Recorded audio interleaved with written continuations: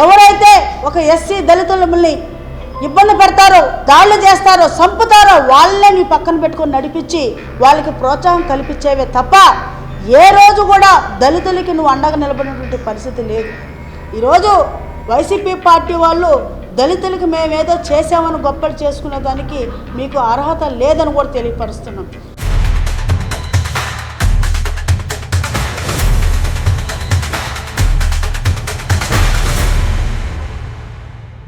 అందరికీ నమస్కారం.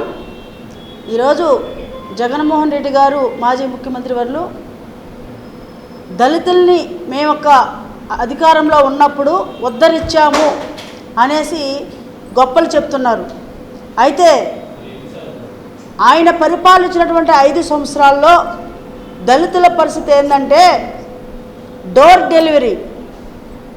డెలివరీ అంటే ఫుడ్డు లేదంటే బట్టలు ఏదంటే ఇంటికి సంబంధించిన సామాగ్రిని ఆన్లైన్లో అప్లై చేస్తే ఇంటికి తీసుకొచ్చి మనకి ఇవ్వడం జరుగుతుంది.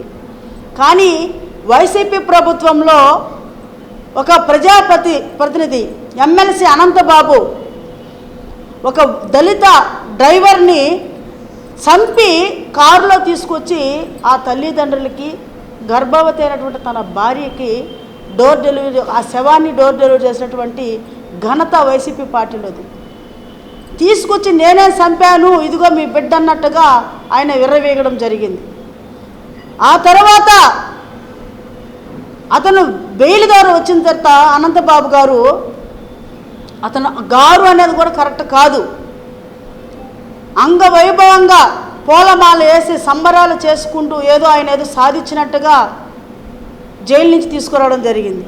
అలాంటి వ్యక్తిని జగన్మోహన్ రెడ్డి గారు సభలకు తీసుకొచ్చి అతను పక్కన కూర్చోపెట్టుకొని ఉత్తముడు అని చెప్పడం అనేది దళితులు మీరు అవమానించడం కాదా అని మేము అడుగుతున్నాం. ఈరోజు జగన్మోహన్ రెడ్డి గారు గతంలో వాళ్ళ నాన్న రాజశేఖర రెడ్డి గారు చనిపోయినప్పుడు ఓదార్పు యాత్రలు చేశాడు. మరి నిన్నటి రోజున ఆ డ్రైవరు సుబ్రహ్మణ్యం చనిపోయి 4 సంవత్సరాలు అవుతుంది నిన్నటితో. మరి ఈ 4 ఏళ్లలో జగన్మోహన్ రెడ్డి గారు ఏ ఒక్క రోజైనా ఆ దళిత కుటుంబాన్ని, ఆ తల్లిదండ్రుల్ని, ఆ గర్భవతి అయినటువంటి భర్తను కోల్పోయినటువంటి భార్యని, ఆ పసికందుని పోయి పరామర్శించినట్టు పరిస్థితులు ఉన్నాయని మేము అడుగుతున్నాం. ఈరోజు జగన్మోహన్ రెడ్డి గారు ప్రతిపక్షంలో ఈరోజు ఉండి వైసీపీ పార్టీలో మేము దళితులకి చాలా గొప్పలు చేసామని చెప్తున్నారు. డాక్టర్ సుధాకర్ గారు ఆయన మాస్క్ అడిగిన పాపానికి గాను అతను నడి రోడ్డు మీద చేతులు కాళ్ళు కట్టేసి పోలీసుల దగ్గర కొట్టించారే, మరి అతని సావుకు కారణం కాదా?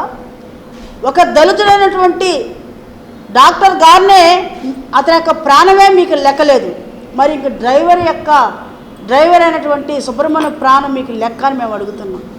ఈరోజు జగన్మోహన్ రెడ్డి గారు నా ఎస్సీలు, నా ఎస్టీలు, నా అక్కా చెల్లెలు అని చెప్పినటువంటి జగన్మోహన్ రెడ్డి గారు మరి మీ యొక్క ప్రభుత్వంలో ఎస్సీ ఎస్టీలు మహిళలపైన అనేకమైనటువంటి దాడులు అత్యాచారాలు జరిగాయే, మరి నువ్వు ఎవరింటికి పోయి పరిష్కరించావు, పరామర్శించావు? లేదు, ఇలా చేయకూడదు, ఇలాగ ఎస్సీ ఎస్టీలని చెల్లెల్ని ఇలా ఇబ్బంది పెట్టకూడదని మీ నాయకులు ఎవరినైనా ఖండించావా అని మేము అడుగుతున్నాం. ఎవరైతే ఒక ఎస్సీ దళితులని ఇబ్బంది పెడతారో, దాడులు చేస్తారో, చంపుతారో వాళ్ళనే నీ పక్కన పెట్టుకొని నడిపించి వాళ్ళకి ప్రోత్సాహం కల్పించేవే తప్ప ఏ రోజు కూడా దళితులకి నువ్వు అండగా నిలబడినటువంటి పరిస్థితి లేదు. స్వయాన నీ నియోజకవర్గంలో ఒక ఎస్సీ మహిళ నాగమ్మ దారుణంగా అత్యాచారం చేసి చంపేస్తే కనీసం ఆ కుటుంబాన్ని పరామర్శించినటువంటి పరిస్థితి ఉందా?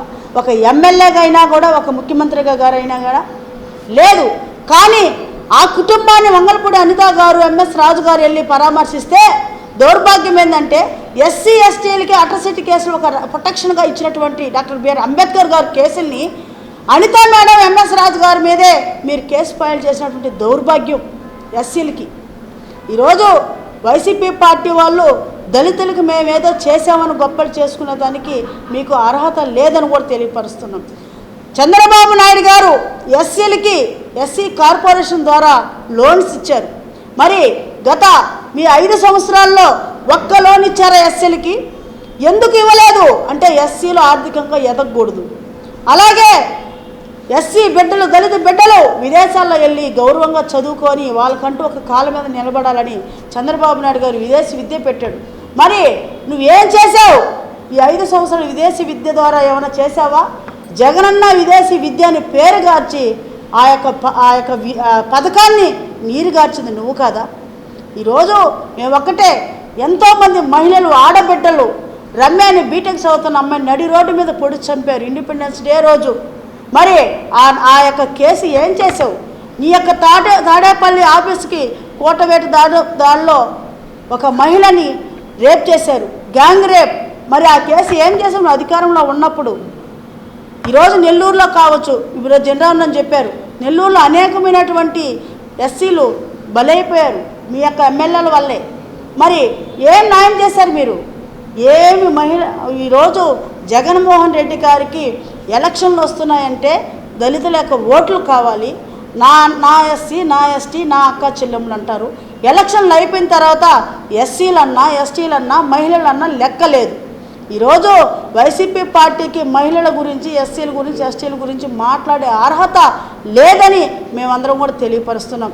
ఎందుకంటే ఈరోజు సుబ్రహ్మణ్యం అనే వ్యక్తిని చంపేసినటువంటి అనంతబాబు ఆ రోజు చంద్రబాబు నాయుడు గారు చెప్పారు, నేను అధికారంలోకి వచ్చిన తర్వాత ఖచ్చితంగా ఈ కేసుని ప్రొటెక్షన్ చేస్తానని చెప్పారు. ఈరోజు అనంతబాబుని అరెస్ట్ చేసి జైల్లో పెడితే అతను బెయిల్ మీద వచ్చి ఈరోజు వాళ్ళ యొక్క సాక్షులు ఎవరైతే ఉన్నారో వాళ్ళని బెదిరిస్తారు, చంపేస్తామంటారు. అంటే ఒక ఎస్సీ ప్రాణాన్ని, ఒక దళితుడి యొక్క డ్రైవర్ ప్రాణాన్ని తీసినా కూడా వీళ్ళకి జ్ఞానం లేదు. అంటే చులకన భావం, దళితులే కదా అనేసి ఒక చులకన భావంతో ఆ యొక్క సాక్షులను కూడా ఇప్పుడు కూడా అంటే మార్పు లేదు. దళితులను ఒకటి చంపేసి ఆ సాక్షులను కూడా మీరు సాక్ష్యం చెప్తే చంపేస్తామని చెప్పి బెదిరిస్తున్నారంటే ఈ యొక్క వైసీపీ పార్టీలకి చిత్తశుద్ధి ఉందా దళితుల పైన అని మేము అడుగుతున్నాం. మేము ఒక్కటే, ఈరోజు కూటమి ప్రభుత్వం చంద్రబాబు నాయుడు గారిని కూడా ఇలాంటి దళితుల్ని కిరాతకంగా చంపుతున్నటువంటి అనంతబాబు లాంటి వ్యక్తిని కఠినంగా శిక్షించాలి. అతనికి ఉరిశిక్ష పడే విధంగా కూడా కూటమి ప్రభుత్వం చర్య తీసుకొని మరొక దళితులు బలి కాకుండా ఉండాలని కూడా కోరుకుంటూ, వైసీపీ పార్టీ యొక్క మాయ మాటలు నమ్మద్దని మా దళితులకు కూడా తెలియపరుస్తూ, ఇంకైనా మన యొక్క బిడ్డలు, మన భవిష్యత్తుకి ఎవరైతే మంచి మార్గం చూపిస్తారో అలాంటి నాయకుడు చంద్రబాబు నాయుడు గారికి మనం అండగా నిలబడాలని కూడా కోరుకుంటున్నాను. గత గవర్నమెంట్లో దళితుల మీద అనేక దాడులు జరిగినాయి. ఆ దాడుల్ని గత పాలకులు చూస్తా గమ్ముగా ఉన్నారు.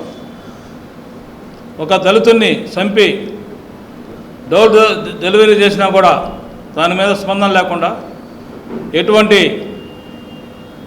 ఆలోచన లేకుండా, కనీసం ఒక దళితుని చంపారు, దళితుల్లో కొంత చైతన్యం వస్తుంది అన్న ఆలోచన కూడా లేకుండా ఆ దళితుడిని ఇంటి దగ్గర పడేసి అతన్ని జైలుకు కూడా పంపకుండా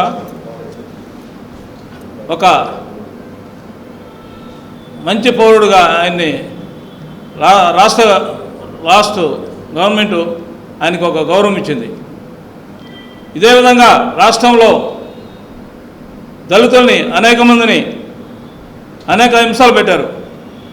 దాన్ని ఆ రోజు దళిత సంఘాలు కూడా గవర్నమెంట్ లేకపోయినా కూడా మేమందరం కూడా ప్రాణాలు తెగించి ఈ దళితుల మీద జరిగిన సమస్యల మీద పోరాటాలు చేయడం జరిగింది. ఇప్పుడైనా మన గవర్నమెంట్ వచ్చిన తర్వాత అయినా కూడా మనం అతనికి శిక్షణ తప్పకుండా ఇవ్వాల్సిందే. ఏన పక్షాన దళితుల్లో కూడా నిరోత్సవం ఏర్పడే పరిస్థితి ఏర్పడుతుంది. కాబట్టి మనమందరం కూడా ఐక్యంగా ఉండి ఈ దళితుల పట్ల వ్యవహరిస్తున్న అందరినీ కూడా శిక్షించాలని సందర్భంగా తెలియజేస్తూ ముగిస్తున్నాను.